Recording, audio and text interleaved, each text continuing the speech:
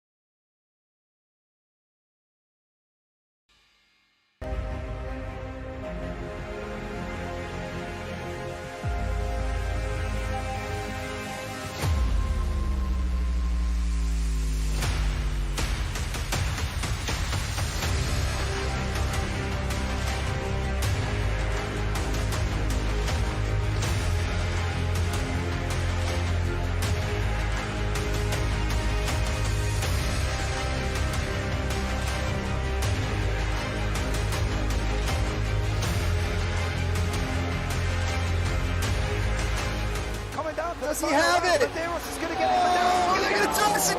Haven't got it. He's on the outside line, though, going into the fastest corner on the circuit. Surely this can't work. Dominic Ligner has got a sensational run outside line now, though, for the heavy braking zone. Around the outside goes the Audi R8. Look how much Miller's caught back into play. Exactly. Miller's still start chopper. He's left on second and change. All of a sudden, Miller's back in play. Can Barry do it? Big Barry's going to do it. Big Barry!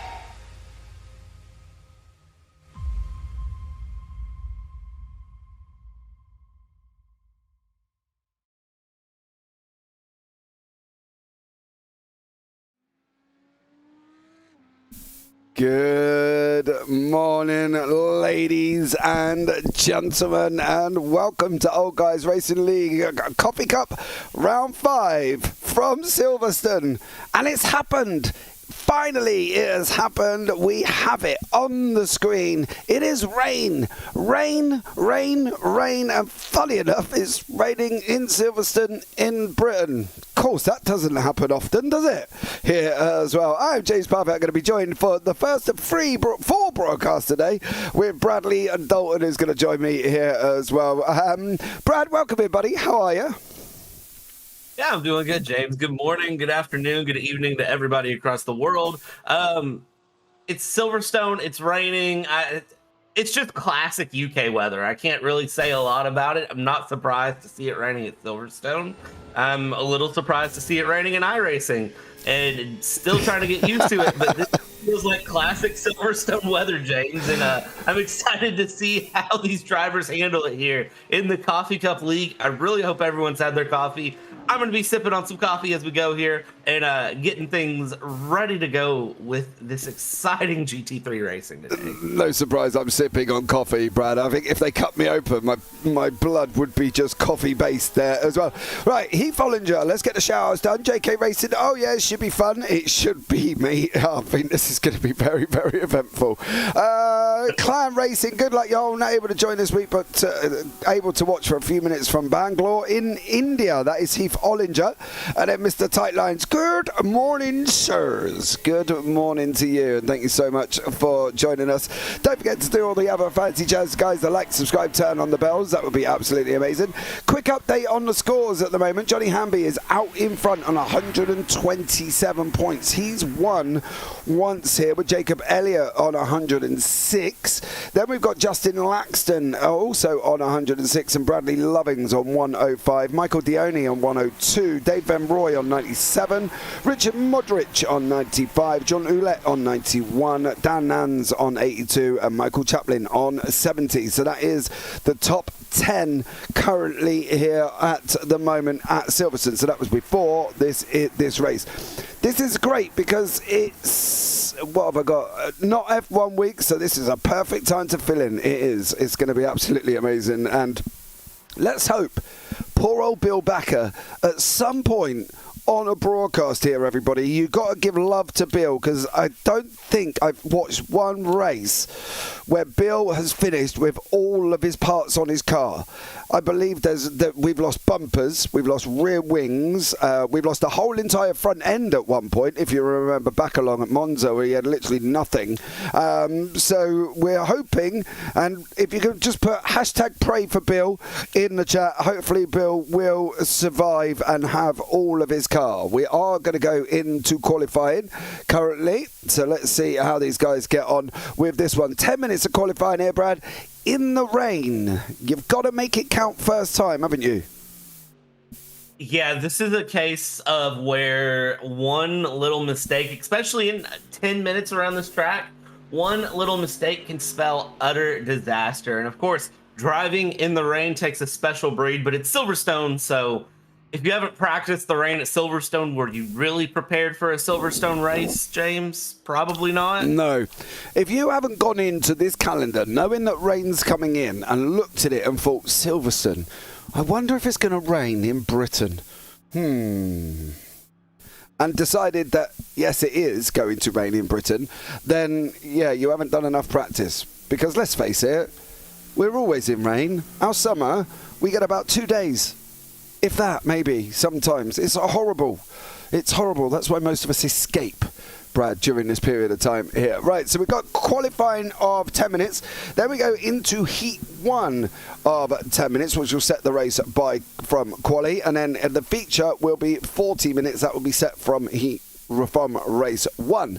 So we can get that. That's the format for us here. And currently we're on board with Jonathan Williams, who, I must admit, has not picked a great car for the rain. The Mercedes AMG, very back-end happy. Yeah, when you look at the AMG and you just look at how it's set up, you look at the long nose, it's very tough on the way. This is a car that I think if you're looking at it right now, and of course these drivers aren't allowed to change cars in the series unless there's a special circumstance, and I don't think if you PM admin and say, hey, can I change to a different car just because I don't want to drive this in the rain? I don't think that's an answer they'll take. But I will say one of the things with the AMG is it has good downforce, which may help, but it is a very awkwardly shaped car, especially for the rain. And then, of course, you know, there's other techniques to driving in the rain that we can talk about, such as you've got to hunt for the grip, you've got to avoid the puddles. iRacing with this Tempest software has done an amazing job. You can see on the right-hand side of the track, the little puddles around the curb, and you've got to avoid hitting those. You've got to avoid the curb. You've got to hunt the grip through the corners. You really shouldn't drive the traditional racing line. You shouldn't be aiming for apexes. You should be doing slightly off lines, and the track's always evolving. So once we get all these guys going around here, through qualifying, through sprint races, and through the main event, it's going to start to change how the track reacts. Every single lap is going to be a little bit of a test for these guys. There's no way any of these guys are going to be 1,000,000% prepared for what they get, because iRacing has done so good at modeling just how much a track can change over a run.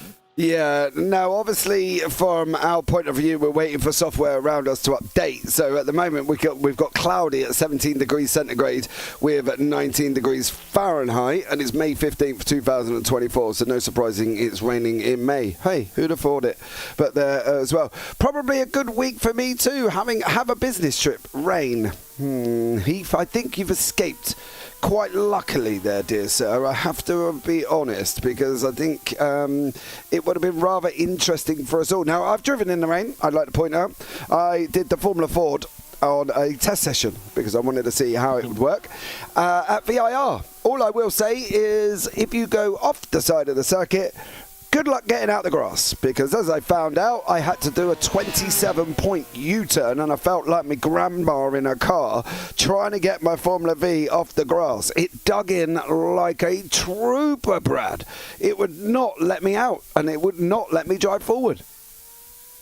Yeah, I remember when I started learning to drive and I drove in the rain, and my first time in real life driving in heavy rain, I was driving a very small Ford Ranger, and I hit a puddle and the back end of my Ford Ranger kicked out and came back around, and my dad was riding with me and he looked at me and he said, "I told you to watch the puddles."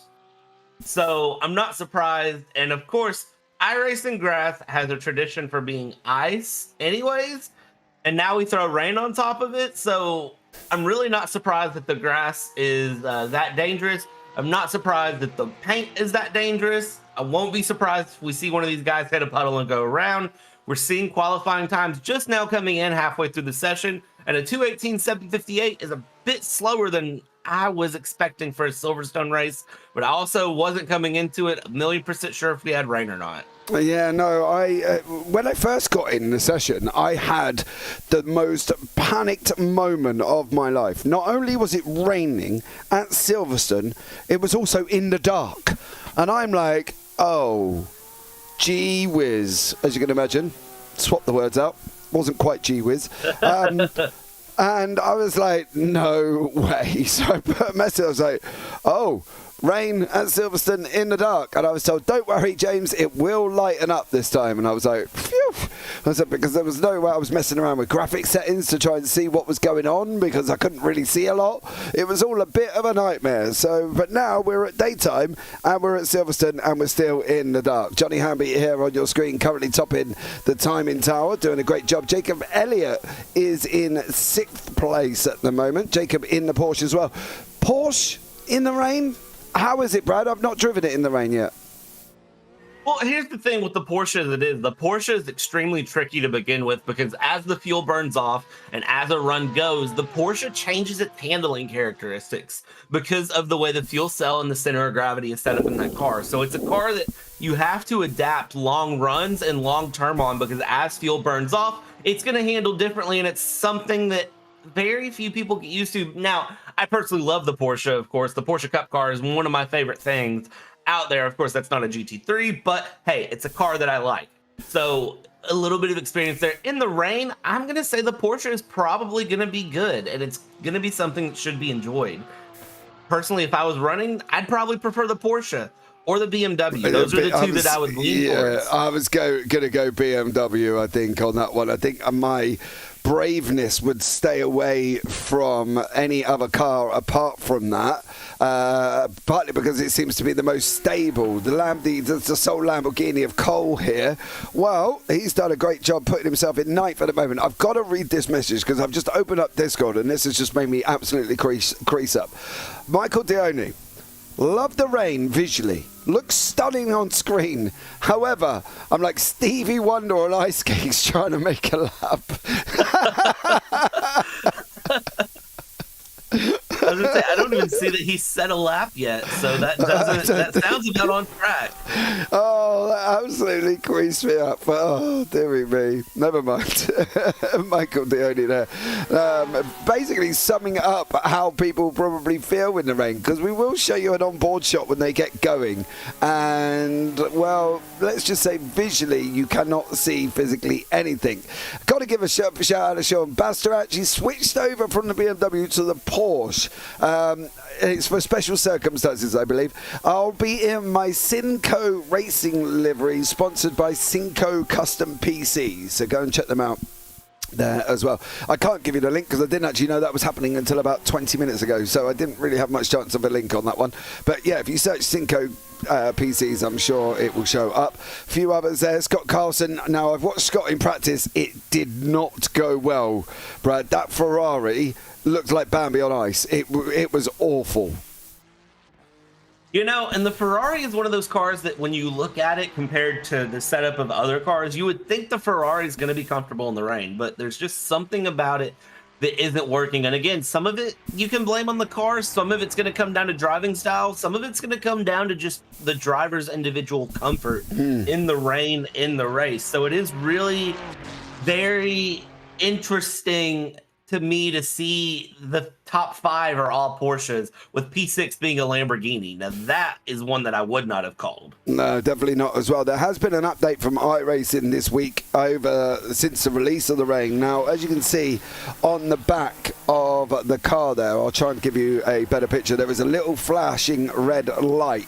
People were complaining that red light was not bright enough, and I have to be honest, it wasn't. You could not see jack. You were literally trying to pull out, trying to hunt a vision, and that's the first time I've ever had to say that in iRacing. But that light has now been made a little bit brighter for people to be able to see it, and all I can say is thank God, because you could not see nothing. As we're coming towards the end of qualifying here, we'll be able to bring you up the grid, and then we will get up and running for the first race of this morning. And it seems weird saying this morning, considering it's the afternoon, but all you wonderful American people, it is this morning. First is John Ouellette on a 2:18.228, with Johnny Hamby in second, Jacob Elliott in third, Justin Laxton in fourth, then Bradley Lovin's fifth, Cole Modric in sixth, Bill Backer, pray for Bill, hashtag pray for Bill, that he finishes with all of his car this week, David Van Roy in eighth, then Brian Dudkowski in ninth, Ryan Merriam in 10th, Felipe de Cruz in 11th, and Trenton Kramer in 12th place.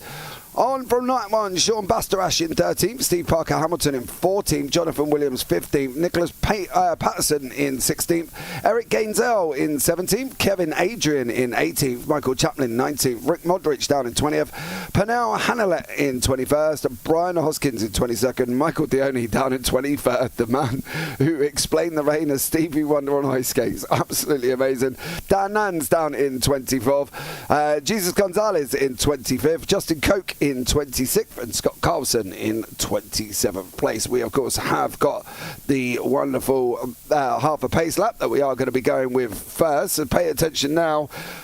Brad, what are they got to look out for? Well, they're going to be looking for the car in front. They're going to be looking for that little red light that you were talking about. So expect everybody to be moving around a lot early on. They're going to be looking for grip. They're going to be looking for the car ahead. They're going to be looking to not have any sort of big incidents, which it's Silverstone, it's rain, it's iRacing. Just go ahead and hold your breath and be prepared on that replay button, James, because I have a feeling turn one, lap one is going to go one of two ways. I don't really need to say it. I'm not sure which way it's going to go, James, but I've got a funny feeling somebody might be in the wall. So we'll keep an eye on that one as well. Absolutely stunning. I love that. That is amazing. Thank you so much again. If you are here, please come and say hello as we're going to venture into one of the, I believe this could be the second outing of rain in iRacing on the JPB YouTube channel. I believe there was an IGP last Sunday which looked absolutely stunning, but this is not even at full pace, and as you can see, you still can't see. So let's see. Pray for us, guys. Pray for us here. Let's see what happens as we're coming around the club chicane, turn 16 or 17. Raining in the UK. Who'd have thought it? But John Ouellette just needs to calm down a little bit. He went in a little bit deep into club there. Here we go. He's now effectively the pace car is John. Is he going to be bolting at any point? Is he going to back them right up? He's going to back them right up. There's the pray for Bill Backer in the middle. Now we are up and running, and it is green, green, green. John Stone to the left-hand side. He's going to take the whole shot down into Abbey. How's he going to work out coming through after that? It's all fairly clean at the moment. I have not seen one person take a diversion off the racetrack down into turn one. Johnny Hamby goes up the inside. He's going to run with Jacob Elliott side by side. Jacob does get through, and a job done for Jacob Elliott as they're coming into the loop there, Brad. But okay. Yeah, everybody I think is clean. I've got a funny feeling it ain't though, is it? No. Yeah, I've got a feeling something's happened. I see a Ferrari missing the back. That's Bill Backer there, missing half of his car. Pray for Bill did not go praying very well. As Bill there. Oh no, oh no, oh no. Oh. That's the 53 machine first off that starts the chaos. And unfortunately, Bill Backer has lost a rear wing. Another race where Bill will not finish with the full part of his car. That was Justin Laxton caused that one. Unfortunately, just got a little bit early on the gas and went round in the Porsche. And unfortunately, Pray for Bill didn't quite go well. Yeah, and here's the bad news for Bill Backer there is he's lost the back bumper, which holds the rain light for him, and he lost his rear wing. So he has no downforce, no grip, and nobody behind him can really see him except for a big cloud of spray. And so this is going to get interesting. Bill Backer, pray for Bill.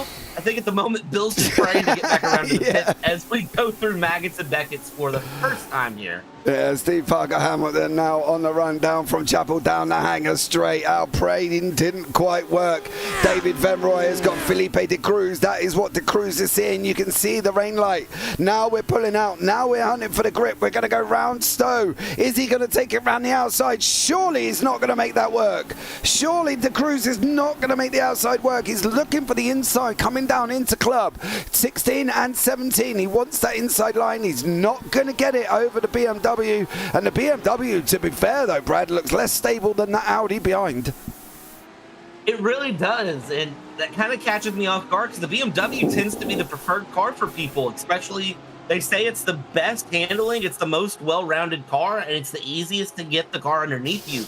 So I'm not sure what to take of the fact that the BMW doesn't look as comfortable right now, especially looking at those gaps that are opening up. Things are opening way up here around the track as we go and as we watch these drivers run long term. We've got our first sets of laps in here. I'm only expecting about 4 laps then for this heat race. But here we go. Audi to the outside. It's going to go around the outside. It's done. Cruz has got it. Oh, Cruz there. Daniel Nans has jumped back into the pits. Justin Koch has also jumped into the pits as well. This is what's happened to poor old Dan. Well, first off, he hit the curb on the inside. Then he's hit the curb on the outside. Now there's a car coming here. There he is. And unfortunately, there was nothing he can do. And poor old Bill. Hashtag pray for Bill. And it's all just gone completely peaked on for Bill. He's got no rear wing, no bumper. You see the back end inner workings of that Ferrari this week. We saw the front end last week because he had no front end, and now we're looking up his skirt almost here as Bill opens up the back end of his car for us all to see. Again, tough one, isn't it? Because let's face it, he wasn't really at fault.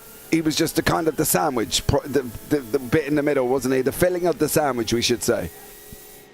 Yeah, there was nothing Bill could do. And look at the pace difference right now Laxton has on Basterak as we go down into Maggots and Beckett's here. I mean, look at the run difference. And a lot of this is going to go. Oh, no. What was that? Laxton and Basterak. Return the position, young man. Oh. And unfortunately now for Basterak, he's a little bit further down the order. Oh no, Basterak is still in front. Did he not hit him? I'm sure he hit him, did he? He did hit him, but I think that Basterak recovered a little bit faster, honestly. So, you know what? Sometimes things work themselves out in racing. But nevertheless, James, how's the racing been so far in your opinion? It's been absolutely amazing. I think it was always going to be a feeler race, right? But I want to shout out, look at John. He is wrapping the front end 1.5 seconds, 1.7 now, you know, and he's opened up almost 48 seconds from Bill Backer, who we know has got no part of the car, bless him again, to Ule, Elliott, Hamby, Lovins, Modric, Cruz and Roy with Dukowski, in 8-15 seconds back. But this is even what Jacob Elliott sees. He's not quite in that spray area, but he's almost touching on the end of it. You know, it's like going down the motorway and you get your car filled with people in front of you, and then all of a sudden you sit back a little bit and you can actually see more, which seems interesting way there. Yeah, which, you know, in the US they teach you, they say, hey, when it's raining, add an extra 1 to 2 seconds to your following distance of your normal 3-second follow distance anyways. So, but when you're a race car driver, you can't do that. You can't afford to add time to the car ahead because your whole job is to pass the car ahead. So I think that's why Ouellette up in P1 is having such a good time, because he can just sit there and avoid. And you can see the little tinge of brake lights there. And you can see Cruz is hunting grip here. I'm so surprised, and maybe this is a Silverstone sort of unique situation, but I'm really surprised to see these guys staying as true to the racing line as they are, because typically in rain, you're going to hunt the grip. You're going to go offline and try to avoid where the rubber has laid down on racing lines. This is more of what I would expect. The way Cruz is running, I'm still really shocked to see him using the curbs as much as he is, but you can see he's running slightly wider and slightly off to Modric ahead. Yeah. I'm really, really shocked to see most other guys staying true to the racing line in most corners. Yeah, he's sort of pulling him out now. He's going to try going up the inside. Is Cruz as they're coming around Stowe, down through Val into the chicane at the end. Modric is holding the inside line. Cruz has got the grip in that Audi. Looks like he's got that car set up absolutely amazing for him, because he is finding pace. And I am so surprised that the Audi has got this type of grip, when normally it is just a back-end heavy spin machine. But the Cruz makes up another position, up 6 places. Michael Dion is up 10 places. He's down in 13th after starting towards the back of the grid. But Bradley Lovins and Felipe de Cruz, Cole Modric and David Van Roy are not very far apart here again. So some great action. We're going into the last 2.5 minutes. It should be this one and one more before we start seeing Barney and Johnny opening up 1.6 seconds of a gap. He's nailing the rain right now.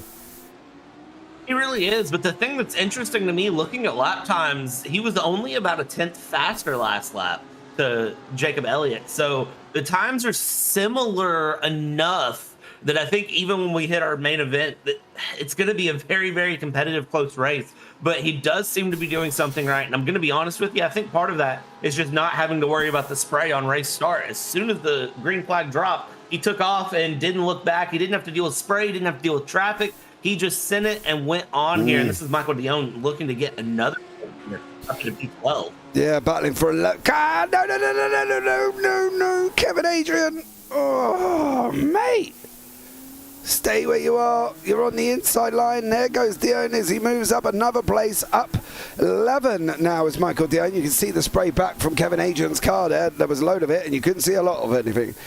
The problem is he looks so far away that you almost can't see, like, that far away you can't generally see the car, right? You know, that's not just my eyes. Nope. That is, I know I've got glasses and I've been to Specsavers. I'm pretty sure that is right. It's almost like he needs to get closer, because it makes it easier for him to see Dione in front. It's just further away. It's almost like the spray's just smacking full in the windscreen, but he either needs to back off where it's hitting the floor in front, or get close enough where it almost goes over the top of the car, which is what you see from the archway of the spray. And what we mean by that is the spray reacts in a way, the car kicks it up and it goes up into an arch and then over and then hits the floor. So you can see a little bit of it there. So what Adrian's either got to do is either got to get closer to allow the spray to go over the car, or back away where it's hitting the floor before he gets there. Otherwise, it will be, as we said, where he's not able to see. And Felipe de la Cruz, who's just done an absolutely amazing job, has just gone and done this. Unfortunately, in that Audi, that's going to be a curb on the left-hand side. Nope. All day, all day. We did say you were surprised how much he was actually taking there, Brad. Yeah, and we also said that we were surprised the Audi was doing so well, considering it's a back-end heavy spin machine. Typically, the Audi represents a washer in GT3 racing, so unfortunate to see that it's lived up to its name, but sometimes the cars just don't like to grip and they don't want to hold on, and those painted curbs on the outside, typically you want to avoid that. We see John Ouellette doing there on the outside, and you can see he is avoiding the paint as much as possible. Yeah, and he is, and he's on the final lap of the race is Ouellette with Lovings and Elliott, who are second and third behind him, of course, respectively. But John has been on absolute smoking fire here throughout this race, and he's done an absolute incredible job. Through Maggots and Beckett's we go.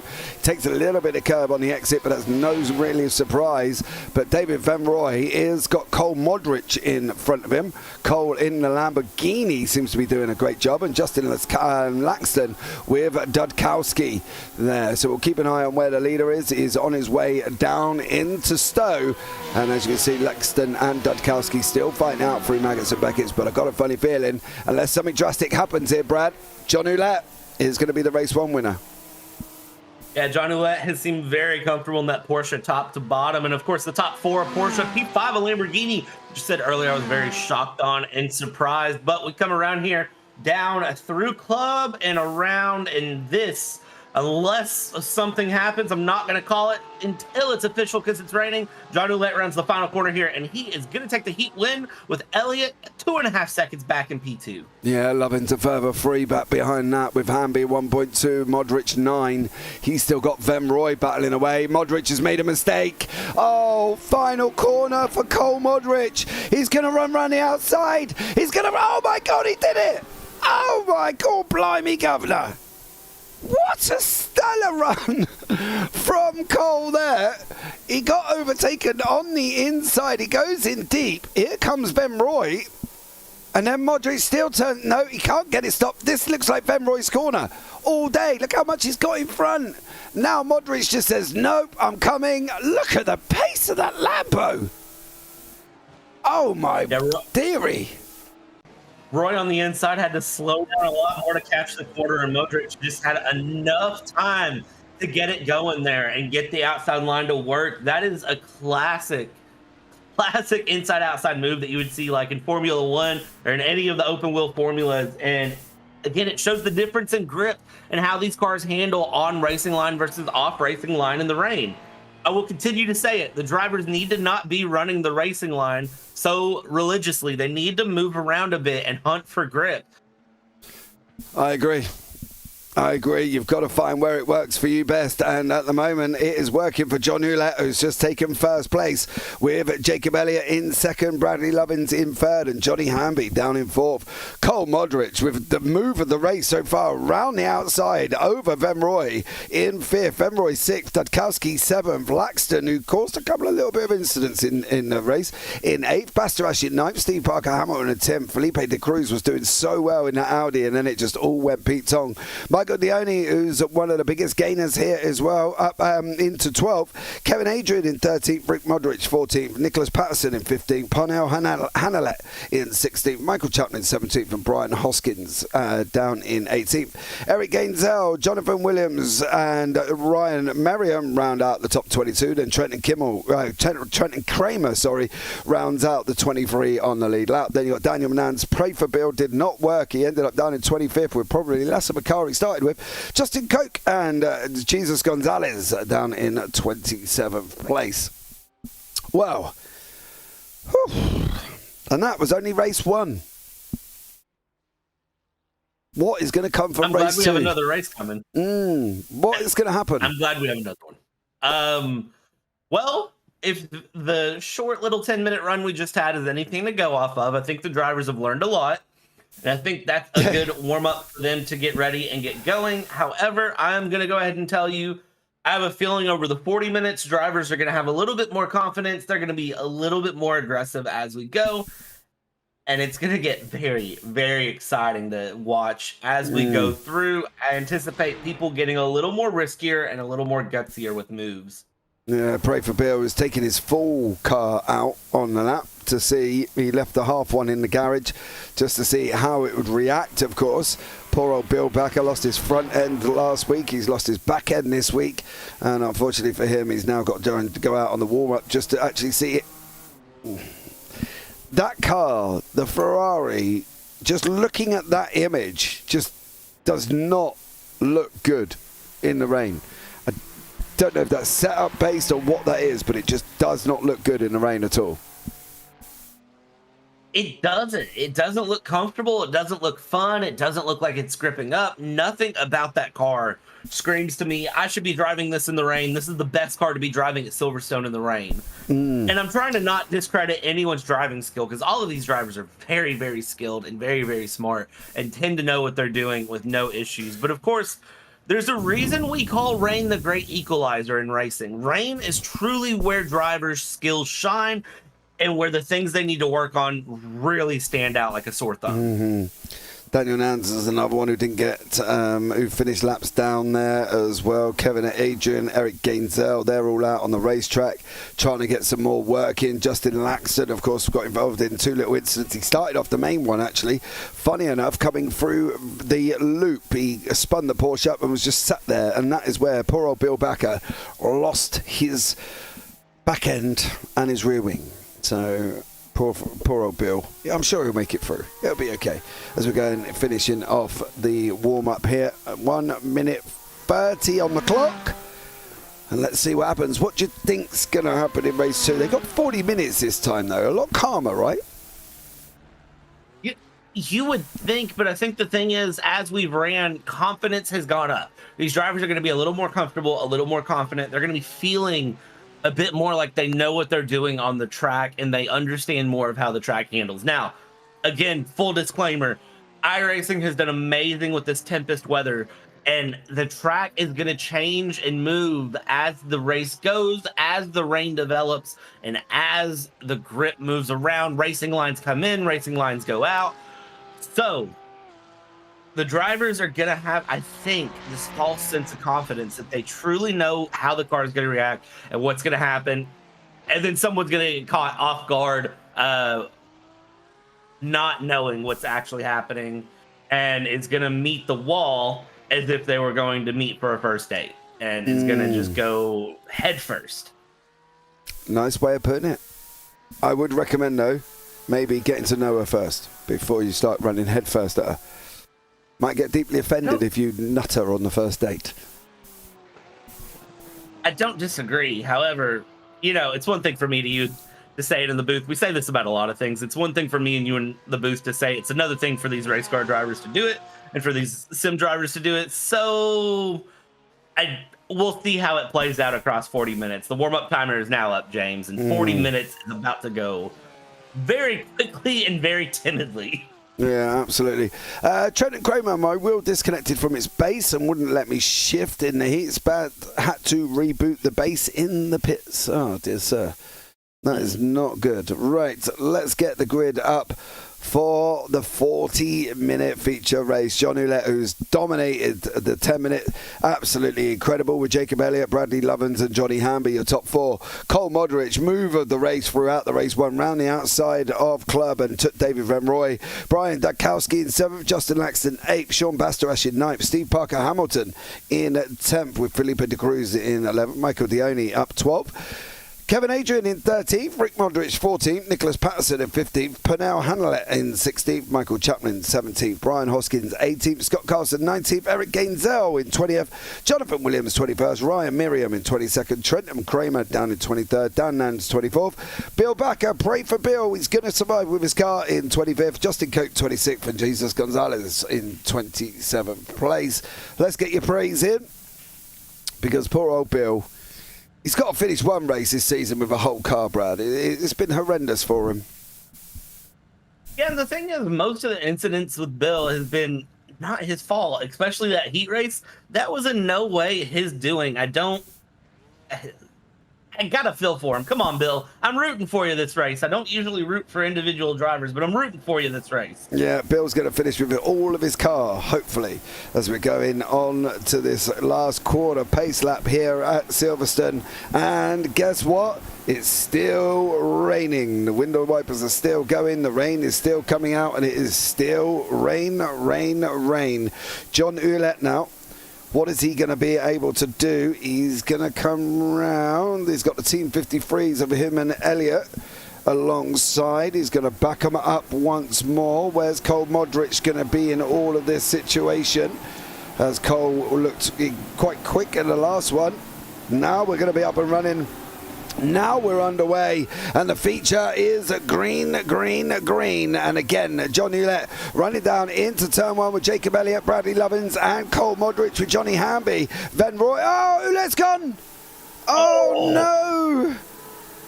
Your leader has gone. And he's gone down, down, down to the depths of the... Unfortunately, he's spinning up. Can't get out of the gravel.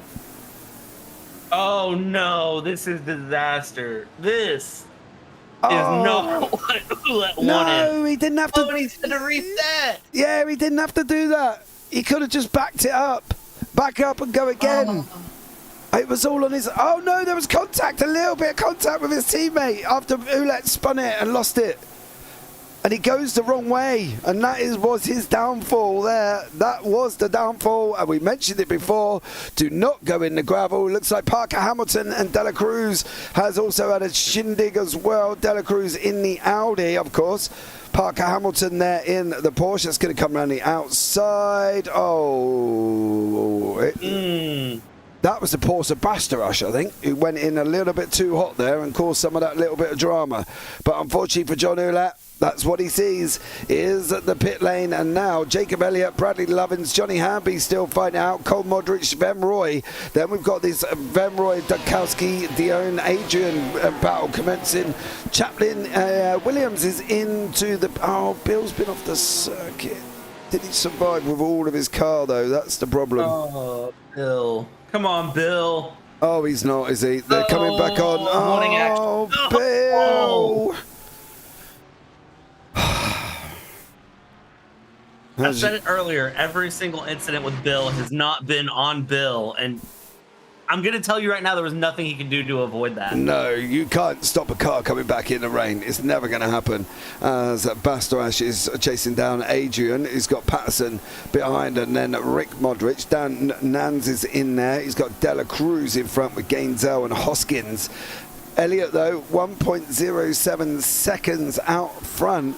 But it should be quite close, right? Because Hewlett kind of ran away with it in the first one. So I'm not saying, oh, yeah, great, Hewlett's gone. I'm not saying that, because that was dreadfully unlucky. And he quit back to the pits rather than reversing the car to go forward again. Don't get me wrong. He might have had to do a 20-point turn, but at least he would have still been on track, though, Brad.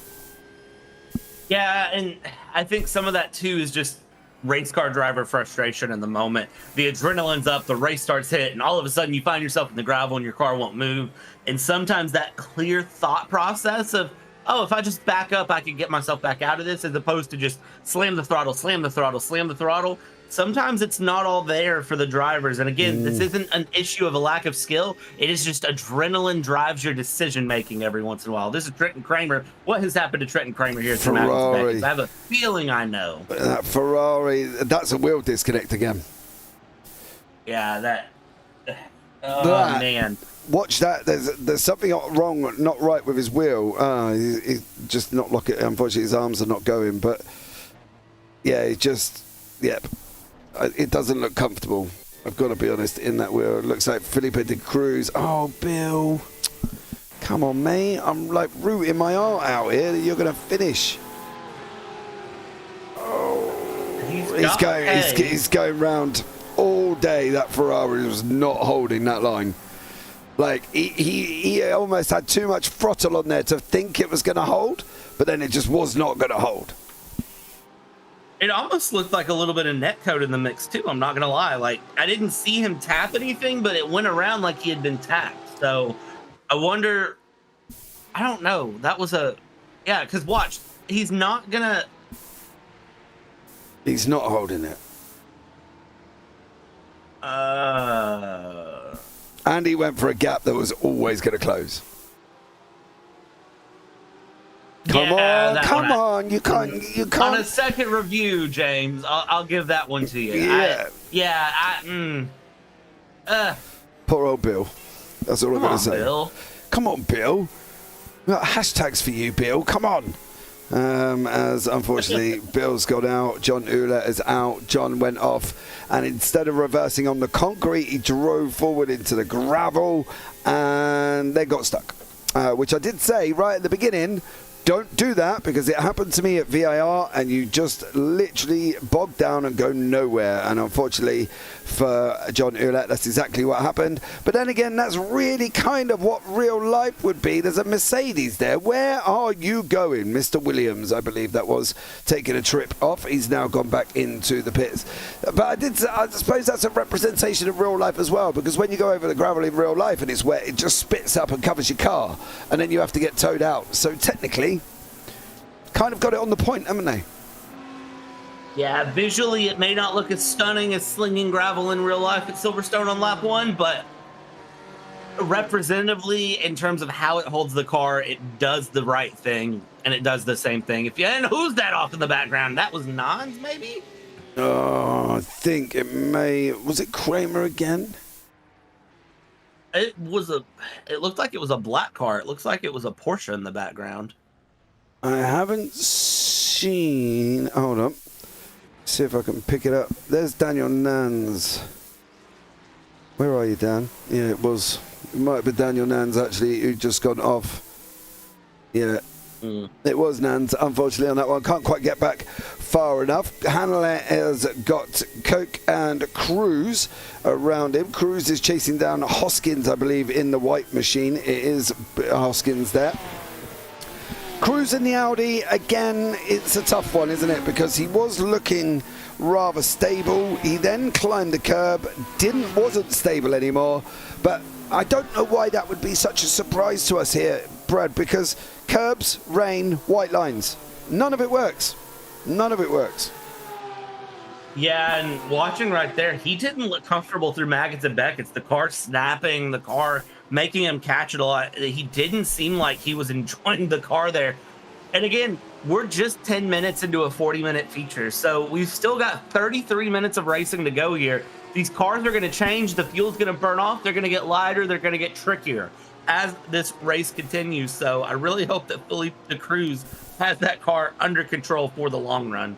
Yeah, well, we did talk about long runs as if we're discussing NASCAR, but let's hope he can. Felipe de Cruz and Brian Hoskins in that white Porsche. For whatever reason, there is no livery on that machine. I don't know if that's supposed to be like that or it's just not loading in for me. After trying 3 reloads during practice, he's gone wide. Is he going to hold it there? De Cruz is going to try and come back. Now he's on the run down into Village. He's got to look up the right-hand side if De La Cruz is going to try it. Nope. He's also made the outside work through the loop, mind you, which we saw earlier on in race 1. Is he going to get that one this time? He's not. He's now going to try and race Hoskins out, get the grip as early as possible. You see Cruz settling right in. He goes to the left-hand side so we can see a little bit on the run down into Brooklands now. The left-hander, is De La Cruz going to have the inside? He is. De Cruz is going to have the inside. Hoskins has disappeared. Is De Cruz going to get it stopped? Oh, they're still going to be side by side coming out. He's got to leave him. Ooh, yowzers. Nose job. How much closer could you make that battle? I don't think you could have fit a piece of paper in the mix of that because that was close. We've got this battle for P2 developing now too. Look at this. Lovings trying to have a peek here into Maggots and Beckett's, and Hamby just shuts the door and says, "No, thank you. I am a Lego car, and I am gonna politely block your way from getting in front of me." Yeah, he's going to build a wall out the back of that Lego machine, but Lovins is coming up now. He's going to try the run down into Stowe. Down the hanger straight they go under the Johnny Walker Bridge. Now he's going to look for Shorley. He's got to look up. Modric pulls out the toe because he's getting double amount of spray shoved in his face there. There's poor old Cole Modric. Not a good idea for Cole, because that is practically what he's seeing off the double spray. You can't even see the red light as they're both firing spray up into the air. So for poor young Cole Modric, he's trying to stay out of it as best he can there, Brad, and that's kind of what he's going to do. Yeah, he's not doing a bad job of it at all there in the Lambo. He's kind of just sitting back watching and saying, you know what? If something happens to the two in front, I want to be able to capitalize and find my way up into a win. I'm really liking the look of the Lamborghini on this race here in the rain. And the Lamborghini isn't typically a preferred car, but here in the rain at Silverstone, I mean, Cole Modric is making this car work beautifully. Yeah, that was John Houlette's first rain race, apart from the heat, mind you. He didn't realise how bad the puddle was in turn 1, and unfortunately that's what sent him round in the puddle. And then, of course, you're aquaplaning like a jet ski off through the puddle there, and yeah, it's not a good feeling when you're in a race car going as fast as you are currently. So yeah, a bit of a sad one, but John Houlette absolutely dominated race 1 and then hit the rain puddle in race 2 as Rick Modric in that Porsche here, doing a stellar job, trying to chase down. He's a long way from his boy Cole, though. Cole's up front in 4th position, mixing it up with Lovings and Hamby. Cole Modric doing a job in that Lambo. Yeah, he's doing a beautiful job there in the Lambo, just holding on. Jacob Elliott up in P1, 4.3 seconds the gap. Has done a beautiful job of just running away here. But that Ron Service Center car in that P4 is just going and going and going. And the Lambo just seems very, very planted on downforce. And James, I have a question for you. Is it starting to rain a little heavier, or do my eyes deceive me? Well, I'll tell you what, we'll have a look, shall we? We're only one way around that. It looked a little bit heavier than it did before, but we've also got a lot more spray coming in our face at the moment from poor old Cole Modric, so it could be a mixture of all of it, Brad. So, yeah, a bit of a tough one, but a great job from Cole keeping it on track. And if it does rain any heavier, well, that's going to be an interesting battle altogether. Yeah, I think if we get heavier rain, it's going to cause just an absolute mess. And honestly, I'm kind of excited and ready for it. I want to see it. I want to see just heavy torrential downpours because, again, we're at Silverstone. Does it really surprise anyone if it would start raining a little bit heavier? No, not really. Cole Modric trying to go around the outside there of Stowe. Hoskins got the inside. Now Modric has got the inside going into Vale Chicane. He's going to make that work into 16 and 17. Hoskins just got that all wrong. And I am wondering whether or not there was a little bit of a nudge from Hanley there that may have just sent him off that little bit further. But Hanley doing a stellar job. Then you've got Nans, who has not had a good time in the rain in that BMW. He's just gone past Eric Gainzel, who we have already said. The Mercedes in the rain would not have been my first choice, Brad. I've got to be honest. Yeah, me either. That's... I mean, he's making it work in P15. He's not the happiest about it. He's up 5 places from where he started the feature. But it's got to be tricky all the way through. And looking at the lap times, I mean, he's running considerably off the pace to the cars around him. Leaders are running 2:18s. Johnny Hamby with the fastest lap of a 2:17.8 that he set on the last lap, even though he's 5 seconds back at P2. And then you look down at the Mercedes in P15, a 2:23.8 on his last lap, his best lap with a 2:21. So way off the pace down in the back. And I mean, when you look at the spray and the side-by-side action in front of him, can you really blame him? Oh, Nans went in hot into Brooklands, did Dan Nans. That's going to allow Hanley to come through. He's just got that all wrong, and that's allowed Dan Nans to run away with it. Gainzel with Bill there. Bill's got all of his car, but he's as well, so I'm so proud of him for keeping hold of it till the end, but we have still got 26 minutes remaining.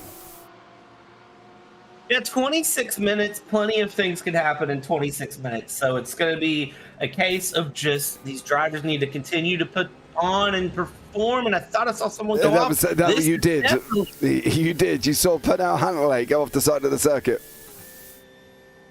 Yeah, that's not something you want to keep doing. And again, I'm so shocked to see the drivers taking this much curb in Maggots and Beckett's. It's not typically what you want to do in the rain. You really want to avoid the white lines, the paint, the puddles, the curb, and Maggots and Beckett's will puddle up a lot as this race goes. So I'm shocked to see them being that aggressive through Maggots and Beckett's.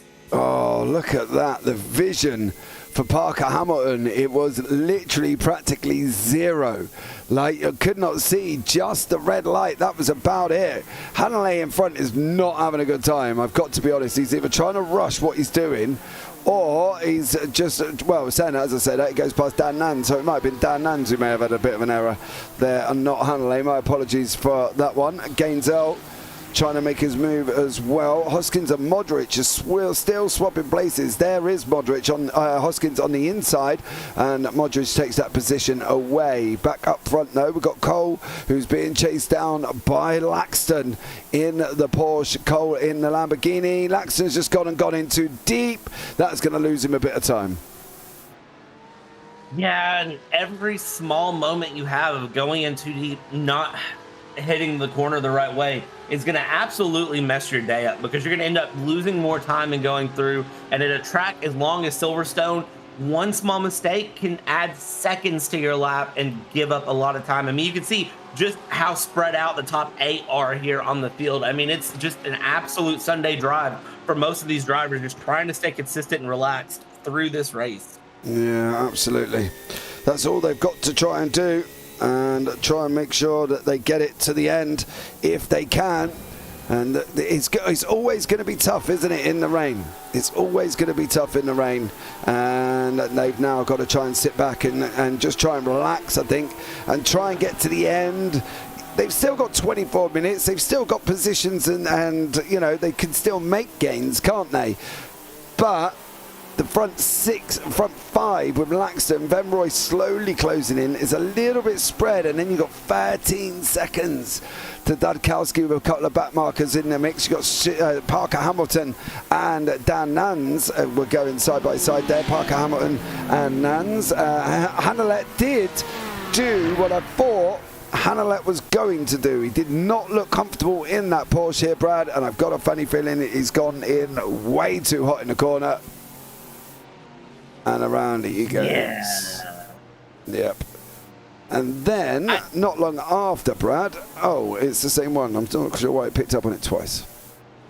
I wonder if it just picked up twice because he went off the inside as well, trying to get the car spun back around. Here we go. This is the battle for P4. I said they were opened up, and now they have to go and prove me wrong. And no! Do you know what? Watch that door close from Laxton on Cole's nose.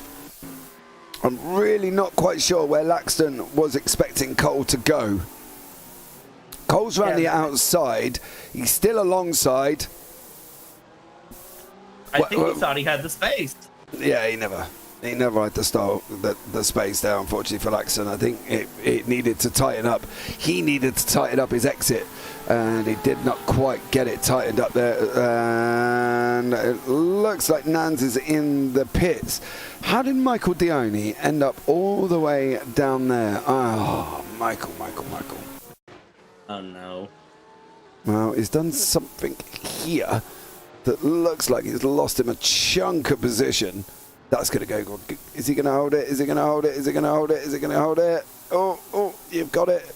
So he's been off there, but it doesn't explain why. Okay, that might, but this may. Why he's ended up all the way. That's Dudkowski in front of us. So he was up into the top 8. Oh, too much curb. And Dudkowski did the same thing. Oh.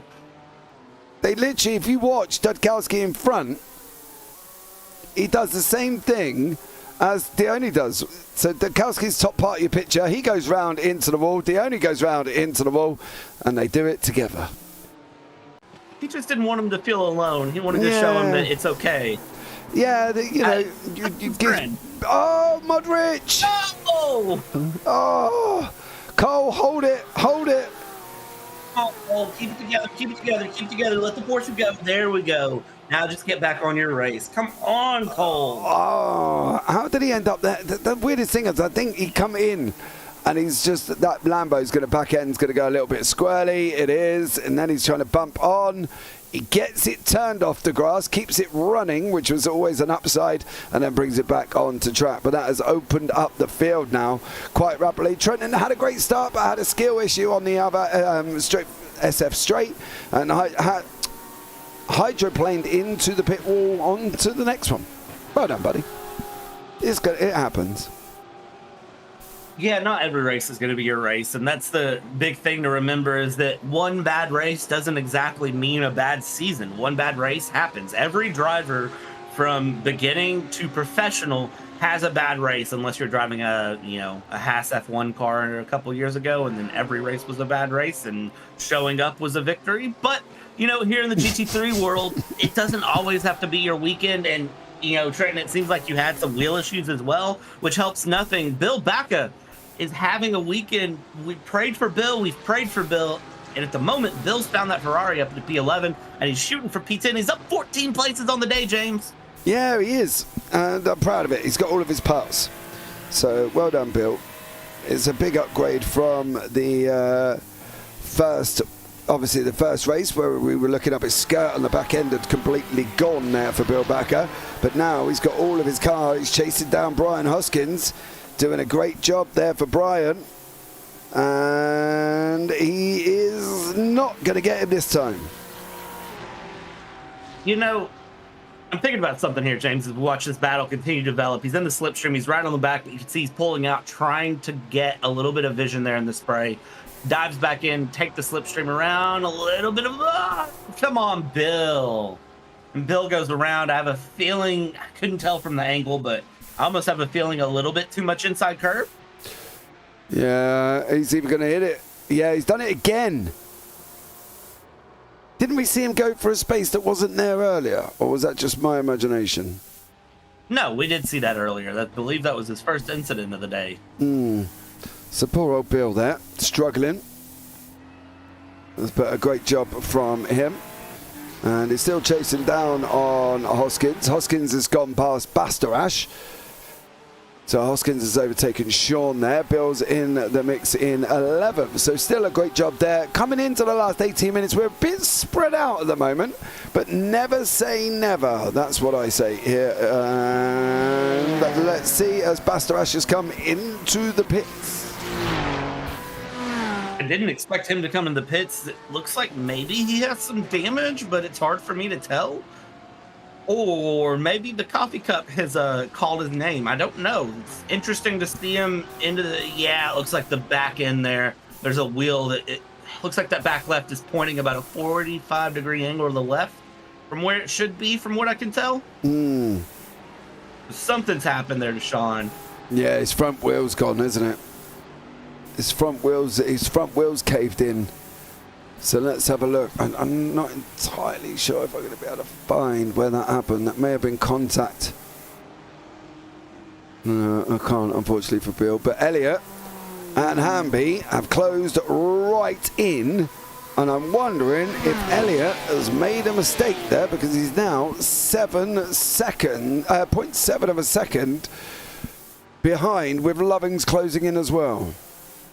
Yeah, and he's way off the pace there as well. So if something did happen, it wouldn't surprise me, because he's lost so much of the gap that he had there going in. He had plenty of time and distance and space, and now the win here for him is under pressure.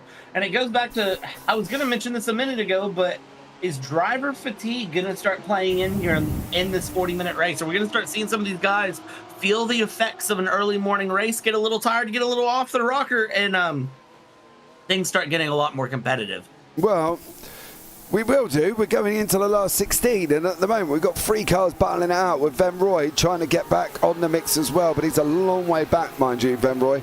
He's trying to clear Laxton, who's got the ever-closing Modric.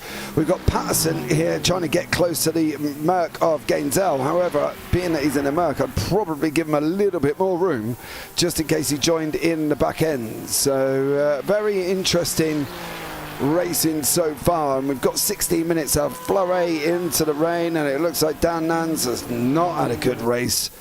That BMW is not loving this rain. That's past the pit exit, and around he goes, and he's just not stopping that. Bang, straight into the wall for Nans. So a couple that have struggled, and a couple that have done quite well, to be fair.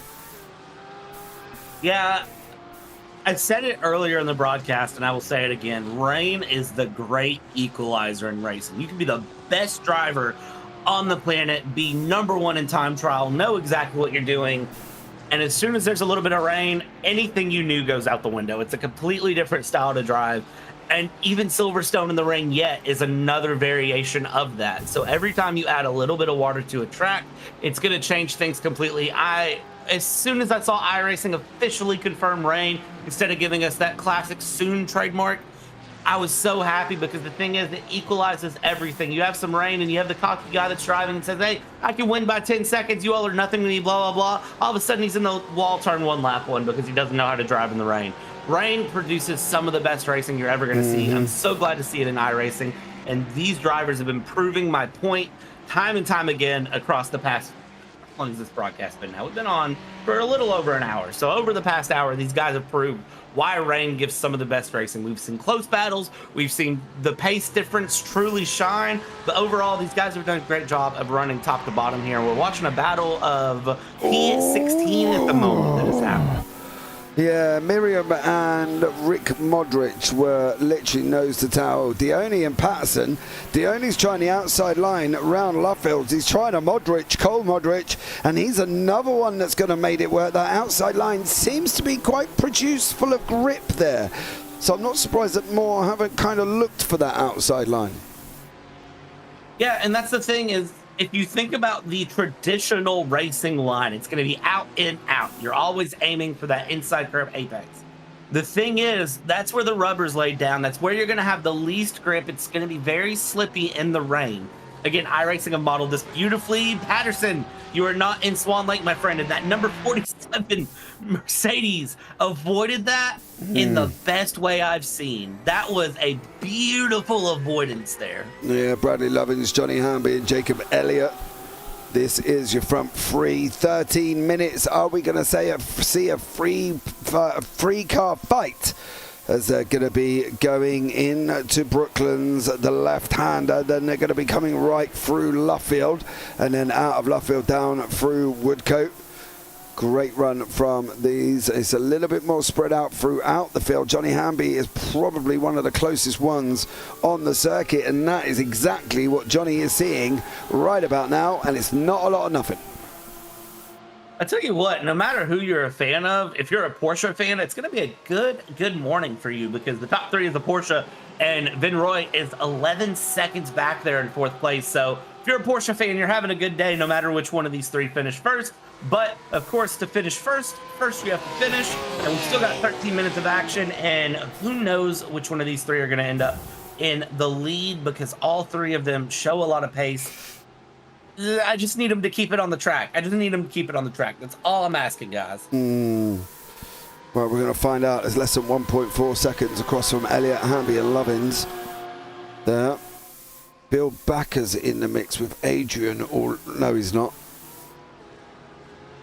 I'm wondering if that may have something to do with Adrian going around first. And then poor old Bill having nowhere to go because Adrian does go round. He snaps that car. There. Where does Bill go round? Does he go round the same point as Adrian? That's already getting squirrely. It's getting even more squirrely. He's trying to get past Adrian. Is he going to make it through? Adrian's going to come up. Bill's got him far too hot. You're not going to stop that. The Ferrari's going to say sorry. Can't do that. And unfortunately for Bill, it's around. He goes. He's finding the level of where he can and cannot grip that car, but he doesn't seem to be backing it away from the level, does he? He just seems to be keeping it at the level, and that level is not doing any favors for him. He's up and down, around. The thing is, especially in the rain, you have to know the limits of the grip. You have to know the limits of what the track will let you get away with. And some drivers do very, very well of finding that and sticking right there. And every once in a while, drivers will tend to go over. And the thing is, it's not the end of the world that you go over. And he hasn't gone over, especially in this race, in big, spectacular fashion. He's now up into P10 as Stephen Parker Hamilton showing in the pits for me. A little bit of weird things happening there, but it does look like Parker Hamilton's into the pits there. So Bill Backus should get up into the top 10 here in this race. It looks like Parker Hamilton, something has happened that has made him decide to pit. But again, the drivers are going to learn limits, James, as they go. Some drivers find the limits and can stick. Oh, someone's just gone off there on the main straight. And that was, I believe, Nicholas Patterson in the BMW. It was, yeah. He's running around the high line. It's coming around Woodcote. There's a curb there. There's a wall there. And that is a carbon copy of Durkowski and Dione. doing that, and that's exactly what he's done. Hamby is now pressurizing Elliott as we're coming into the last 10 minutes. Down the hanger straight we go, coming down into Stowe. Hamby following Elliott. I am surprised he's sitting as close as he is because he cannot see a lot there, Governor. So onto the brakes he goes. Hamby's going to hug the inside. Elliott comes more into show now. This is how it's going to work. Is he going to go and climb down? Is he going to look up the inside coming into club? Oh, the Team 53 car of Elliott coming to show quite rapidly on the exit. Is he going to be able to run round? Hamby got a little bit of a slide on. Now they're coming around the final corner into round through club, across the line and down into Abbey once more. Hamby's looking racy, just can't quite get close enough. Well, and here's the thing. Last lap, Hamby was 0.3 of a second faster than Elliott, and Hamby also holds the fastest lap by half a second on Jacob Elliott, and Bradley Lovings is even.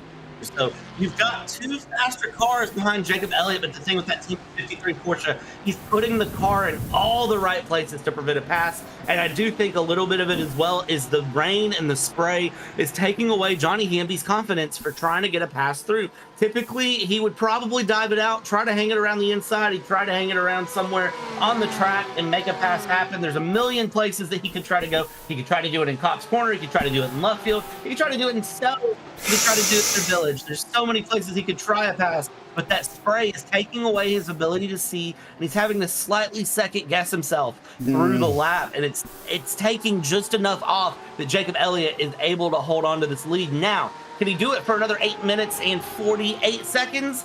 That's another question entirely. Well, we're going to find out because Lovins is behind. He's closing up.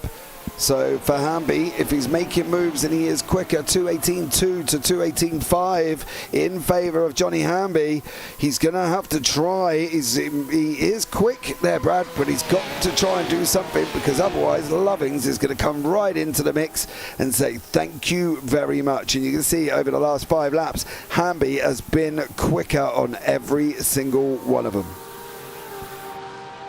It's one thing to catch, it's another to pass. That's a saying that I will say every time I commentate or broadcast a race. It's one thing to catch, it's another to pass, because it is so much more challenging to get the send around. And here it is. He needs to use the slipstream.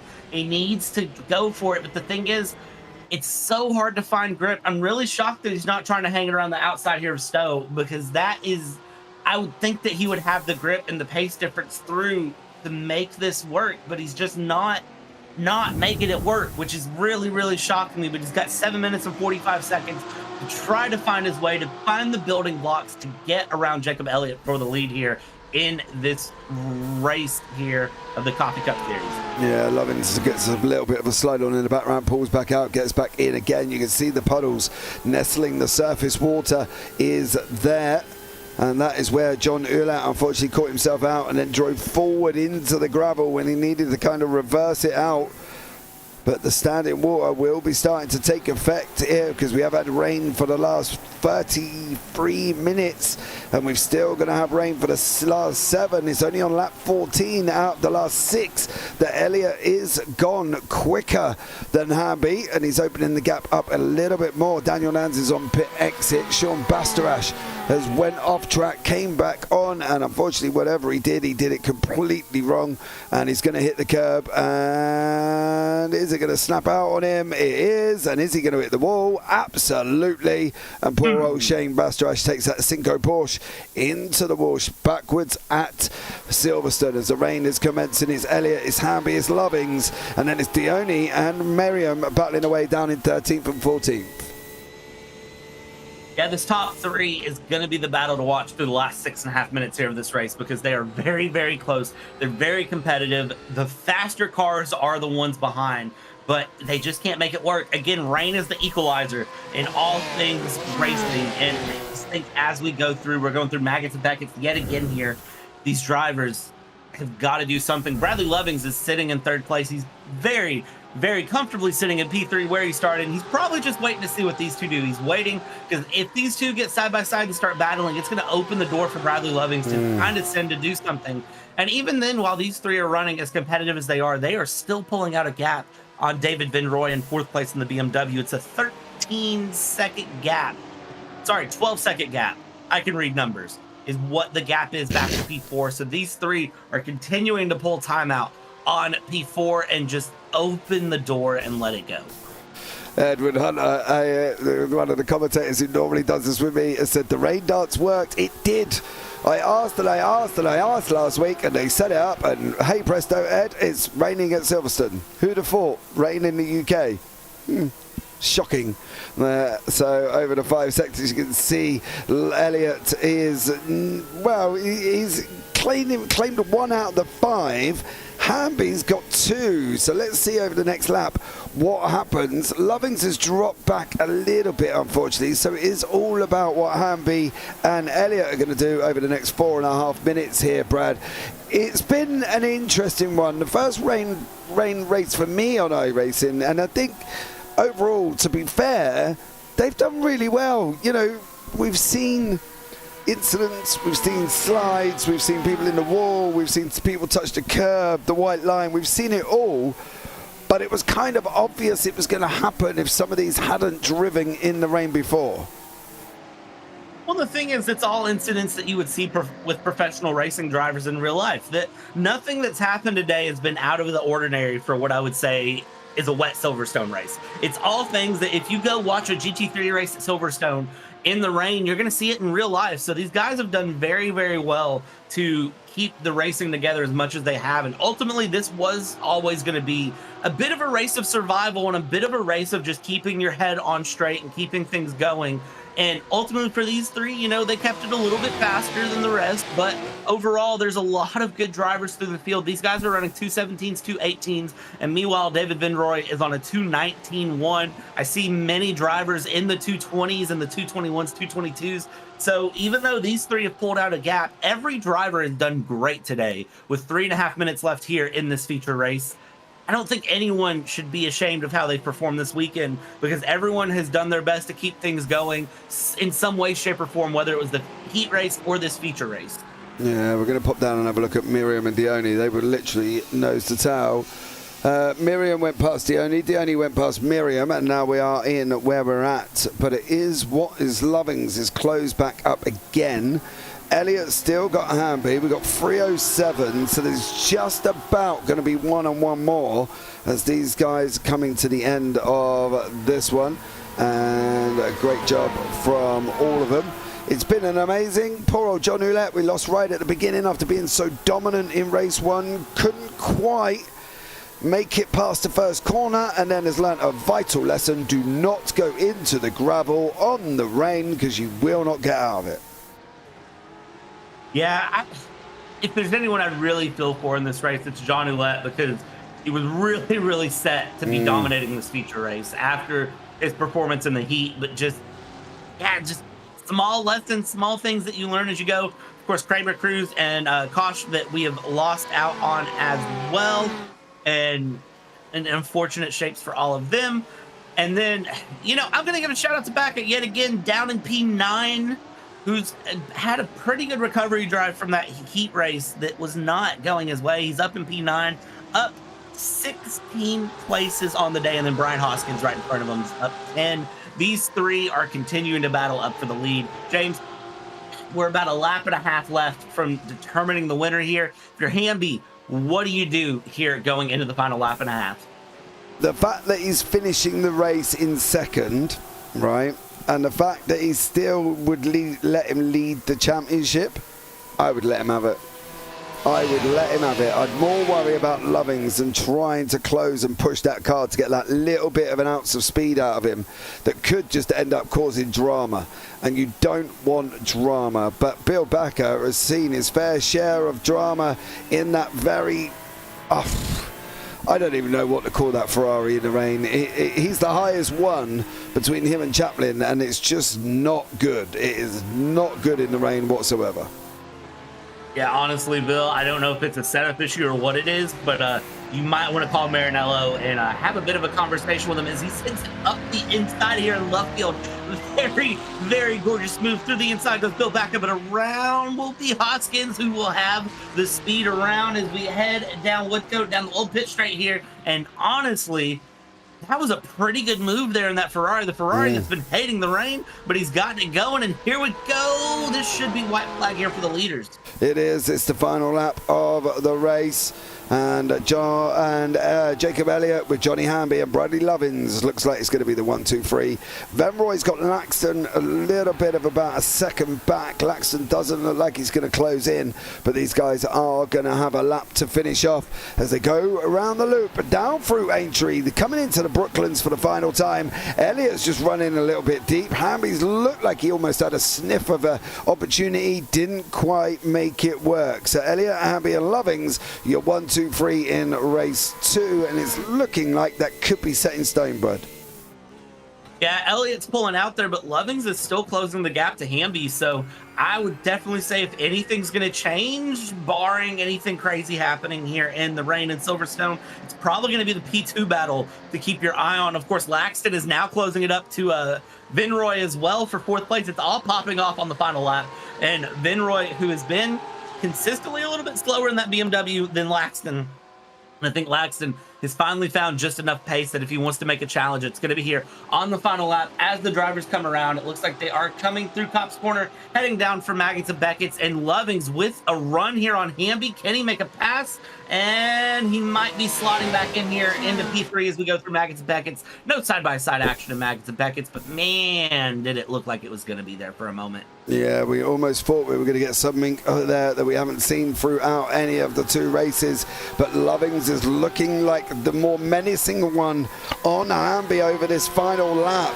Dan Hamby is looking over Elliott. Loving, look at that. Hamby on a big old defense. Loving's going to go anyway. Oh, no, he's not. Okay, I thought he was going to go there. Brad thought twice about it. He was thinking about it, and I think this is the case. There's just a couple corners left. What's the better option? Do you want to try to send it and ruin 2 drivers' races, or do you want to just let it go and let the win, let the podium be there? And it looks like, as I can see it, he's just going to let it go, let the podium be there. He may try a final run out of club down towards the Hamilton Straight, but as we cross the start-finish line, it is going to be Mr. Jacob Elliott there in that Team 53 Porsche that takes the win, and it is Hamby Lovings P2, P3. If you are a German, it is a good day here in Silverstone for you, because it is a Porsche 1, 2, 3, and a BMW in P4 with a Porsche in P5. Yeah, Laxton and Venroy. It looks like Venroy did get that 4th place just by Laxton. What's going on with Bakker and Dudkowski?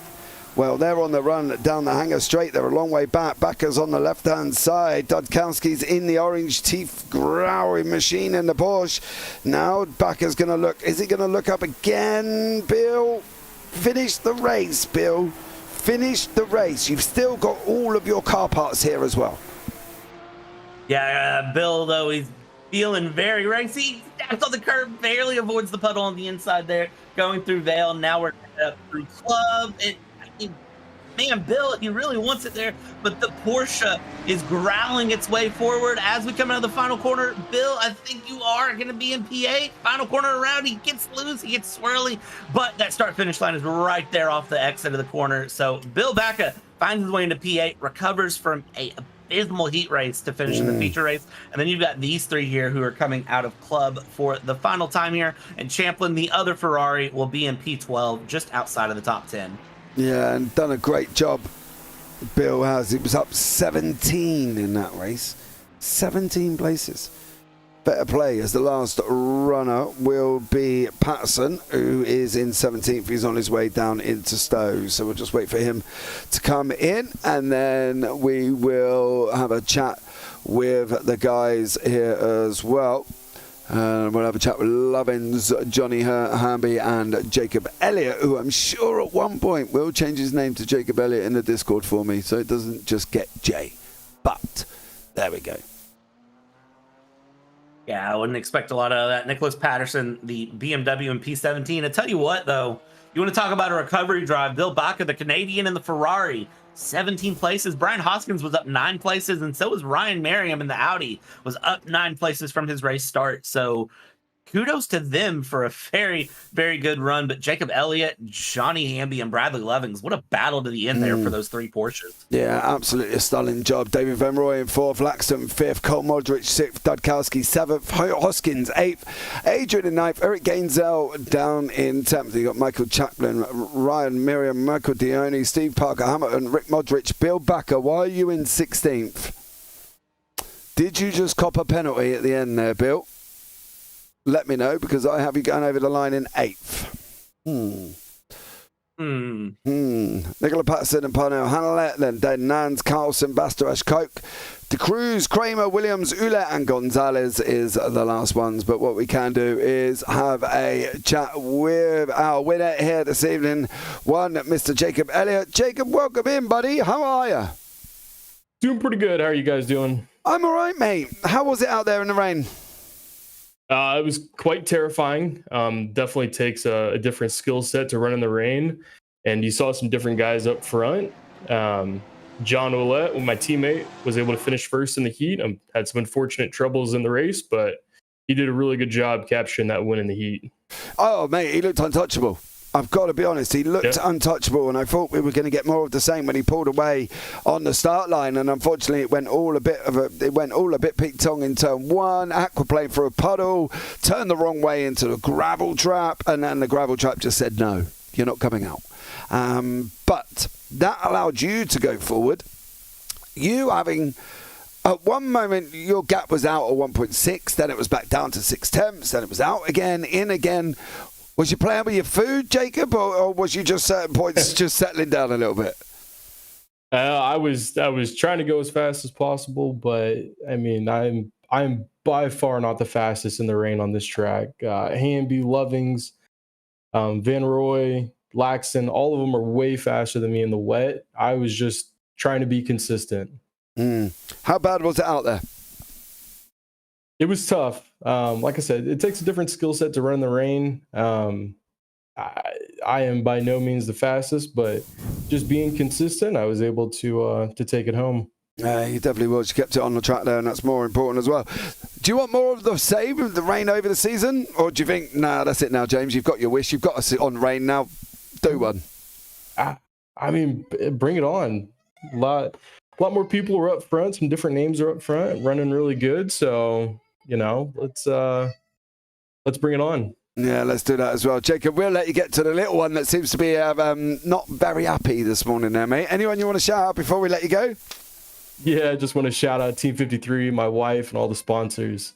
Yeah, he doesn't know I won yet, so wait till I tell him. Yeah, get him to watch it. He'll have a fun time. But Jacob, thanks so much there, buddy. I look forward to catching up with you soon. Hey, have a good one, guys. And again, really awesome broadcast. Thank you, buddy. It's been amazing to do. Take care, mate. Thank you. Right, next up is my Lego machine himself. He didn't quite build a bridge long enough to get to Jacob Elliott, but he did build a wall to stop Lovings coming past him in third there. Johnny Hamby, welcome in, buddy. How's it going, fellas? I hope that was as fun as it was for us. Oh, mate, we enjoyed that. It was the first, to be fair, it was actually the first rain broadcast me and Brad have done on iRacing since the update. So for us, it was absolutely amazing. For you, though, what was it like out there? You know, you asked me about this last week, and I was not looking forward to the rain, but that was a lot more fun than I thought it would be. And I'll tell you what, I had a brain fart in the heat, missed a braking zone. As far as the race, man, you know, I had the pace. I got to Jacob. Making a move was going to be super tough. And I tell you what, Bradley had a hell of a race. He had the pressure on me that if I went for it, and you know, he was going to be right there. And he just told me, he's like, I was just licking my chops waiting on y'all to make a move. But the problem too was, right behind Jacob, I was guessing at the lines, man. You can't see. Of course, I don't want to hit him. I don't want to wreck us. So I was muscle memory and just guessing at some of these lines. So we were just talking. He was just strong enough to hold me back from making a move in the spots I thought I could take him.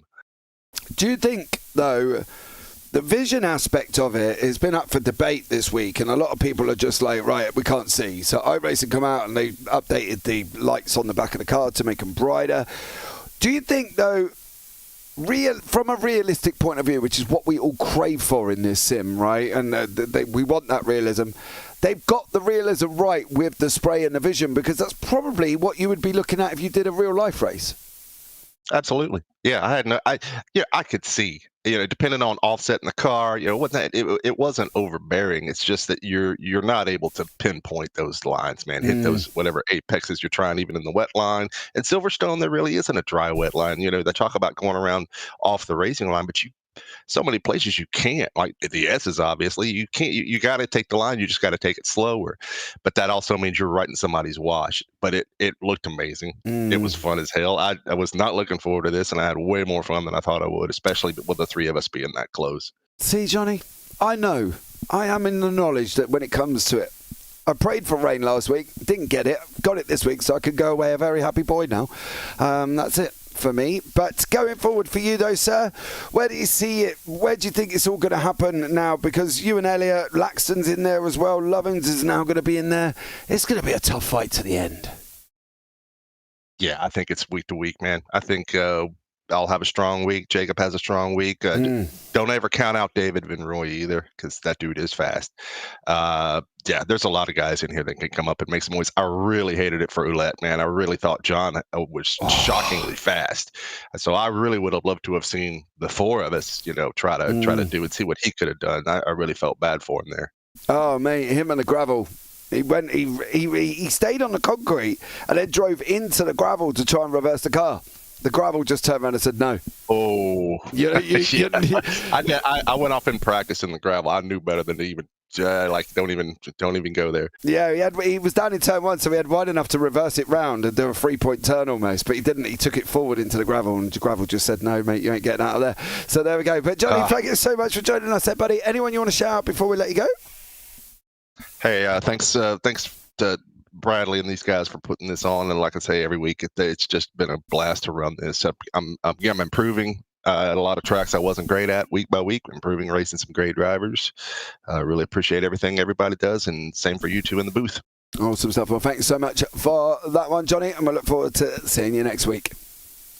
Yep, see you guys. See you. Right, next up is the man, the myth, the legend, Bradley Lovins, who is only one of two people throughout the race not to gain and not to lose a position. But he finished in third, and he's now in here as well, having a chat with us. Brad, welcome in, bud. What's up, guys? I'm happy to be here. Are you? You've got ready your water. You got ready your water rings and your armbands now, Brad, and you're nestled safely on your sofa. Oh man, I'm still in the sim, but yeah, it was a good race, man. There was a little wreck, turn one, lap one. I thought I was going to get caught up in it. Glad I avoided that and kind of just settled in for the rest of the race. Yeah, the guys who just spoke to said, they could see, the vision was there, but boy, oh boy, was it fun as hell. What was it like for you out there? Dude, it was driving blind when you're behind somebody. I tried to keep Hamby behind me so I could see, but once he got in front of me, I messed up a little bit. He made a move, and driving behind someone, man, with this rain, it's another level. You just got to brake when you think and turn when you think, just off muscle memory. Yeah, and hope that the guy in front is at his breaking point. Oh yeah, I had to learn Johnny's breaking points a little bit throughout the first couple of laps behind him, and hoped he didn't change because I was going off his breaking points. Well, yeah, that's it. That's all you can really do, isn't it? Is just follow the guy in front. Realism-wise, we wanted realism. We wanted rain. We've been pestering about it for ages. We've got it. Is it realistic enough for you, Brad, or do you want more? It's really realistic. If you run wide and get caught up like in a little ditch or something, I mean, you got to ride the ditch out. I mean, there's no coming out of it. Your wheel kind of just, you can feel the car just stuck in that puddle. Yeah. So it feels really realistic. With the series, what we're going to do to, adapt to the rain, I'm taking the forecast 24 hours before the race based on local time. And we're just going to use that forecast. So as of yesterday at 8 p.m., it was calling for 90% showers on this track. So we're just going to kind of do that moving forward. Adds a little mix. A guy like me, I probably wouldn't have been up here in the dry, but I got to make it in the rain. Yeah, you did. And I'm proud of you for bringing rain. I'm so happy. I was glad you brought it here as well. And who'd have thought it was raining in the UK, Brad? What a shock. Oh, we knew this track was probably going to be wet once they announced the rain. I said, that's going to be the first rain track. Yeah. Oh, I knew that as well, mate. Come on, I live here and it's raining. I walk around in blinking swimming shorts all day because you're never quite sure when you're going to get it. But going forward, absolutely stunning job there, mate, as well. Anyone you want to shout out before we let you go? Oh yeah, man. I got a little 5-month-old little baby, so I appreciate the wife letting me hop on the sim, letting me get away for a couple hours a week. It's I had to cut back the sim time a little bit, but she still lets me, get out a little practice for Sundays. I do a couple of the series during the week, so I'd like to, shout out to the wife, shout out to OGRL. I appreciate Team 53 for what they're doing for us. JPBroadcasting, you guys are doing a hell of a job. Thank you very much. Do you have a little boy or a little girl? Little girl. Her name's Lily. Oh, well, I will say now, enjoy Lily, because my little girl is 7, and she is the devil reincarnated. She's spoilt rotten. I see it coming. Oh, yeah, absolutely. Brad, take care, mate. It's been a fun one, and we look forward to chatting to you next week. See y'all next week. I'll be back. I'm sure you will, mate. Good luck. Well, there you go, Brad. Happy drivers, I think. They all enjoyed it. They weren't really looking forward to it when I mentioned it last time. I was pushing for rain, though, Brad. That was it. I wanted rain. and we got it. And they all said they enjoyed it. So I think it's done its job, hasn't it? Yeah, but that was talking with the top 3. Now, if we were to pull in, say, some of the drivers further back, I'm sure they'd have maybe a different opinion. But the thing is, everyone's been waiting for rain for so long on iRacing that now that we have it, I think even if you did have a bad race, you have to just enjoy it. It's fun. It's different. It provides excitement. And again, I just have to say iRacing modeled it so well that it just makes things so much fun. Yeah, I fully agree. I think it's done its great job. And I think these drivers, to be honest, have done really well, right? Partly because I did a race in Le Mans in the first race in GTP and P217s. And 7 GTPs had crashed out by the end of getting down the Mulsanne Straight for the first time. And that is without even reaching the crane of curves and everything else at the back end. So they literally killed themselves within the first 5 corners. So I think that these guys have made it through. A lot of these guys finished as well, and it's been awesome to see. Steve Parker Hamilton had to go into the pits because he was sweating that much. He had to take off his hoodie, that's why he pitted there. So there you go. But overall, it was a good one. That's going to wrap it up. Guys, thank you so much to you all that has joined us here as well. Coming up after this, we've got the iFormula F3 with, guess who? Myself and Brad. We're back again for that one. So make sure you stay tuned for the IGP as we take on Austrian Grand Prix. Then we got the iFormula from round 1 from Road America. Guess who? It's me and Brad again as we're off in the Super Formula Lights car, and then later on after that we might just wait for final confirmation on whether or not Triple Bypass are going to be taking a broadcast. So there we go. Should be a fun one, but for now, guys, I think that's going to wrap it up. From myself, I've been James Parfitt. I've been alongside Bradley Dalton once again for the first of 4 times here today. But as always, take care, have a great week, and you never know, we might see you on the track sometime. Good night.